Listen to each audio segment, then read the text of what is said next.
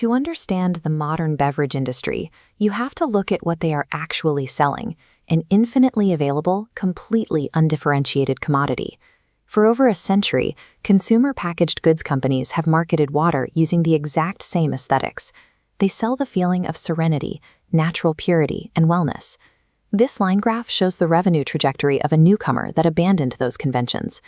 By rejecting the traditional playbook, this single brand reached $263 million in annual retail sales and a $1.4 billion valuation in a matter of years. They didn't invent a new hydration formula. They took plain mountain water and packaged it in a tall boy aluminum can emblazoned with a melting skull. For this specific brand, the social signal of the packaging became more important than the water inside the can. Before starting the company, Mike Cesario spent years as a creative in traditional advertising agencies. He grew tired of writing safe, cautious campaigns for clients who were afraid to take risks. The initial idea for his company formed while he was backstage at heavy metal music festivals. He watched musicians performing under hot lights who desperately needed to hydrate.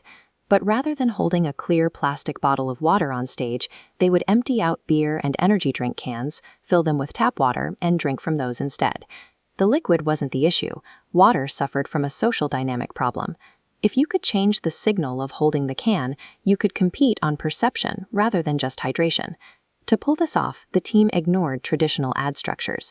They opted to operate as an entertainment company first, directly competing for attention in modern social media feeds. Their strategy relies on comedy, utilizing dark, irreverent humor, the type of messaging typically found in junk food and alcohol marketing, applied to the healthiest beverage available.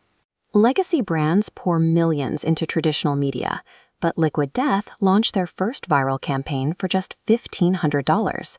That small investment organically generated 3 million views and 80,000 followers. A digital audience of that size created leverage. Smaller retailers began calling the company to demand inventory. Rather than buying traditional ad slots, the brand leans into shock value to generate millions of dollars in free earned media. The ultimate example of this positioning involved legendary skateboarder Tony Hawk. The company infused Hawk's actual blood into the paint of 100 limited edition skateboards. Priced at $500 each, the entire inventory sold out in 20 minutes. They turned internet hate comments into a heavy metal album and aired commercials of kids violently smashing cans. Executing extreme stunts like these takes a basic beverage and turns it into a cultural event that distributes itself. That cultural loyalty translates directly to the bottom line, with a significant portion of their total revenue coming from selling heavy metal-themed merchandise. This funnel diagram illustrates the difference. In a legacy funnel, a consumer buys the product, slowly builds brand loyalty, and eventually buys a t-shirt. Liquid Death inverts this. Viewers watch the entertainment, buy the merchandise, and then start buying the water. Economically, customers are paying the brand to become walking billboards. Every hat or koozie sold drives down the company's overall cost to acquire a customer. Treating apparel as the primary entry point monetizes a consumer's desire to project a specific identity before they ever taste what is inside the can. Someone, at some point, decided that water brands should look clean and calming. Liquid Death exposed how arbitrary those category rules actually are. In a crowded market that is heavily saturated with options, the physical product itself is the baseline requirement for market entry, not the differentiator. Successful modern brands sell attention, perception, and a unique identity that reflects the consumer's personality. Look at the unwritten aesthetic rules trapping your own industry, whether you work in banking, insurance, or law, and ask why you are following them.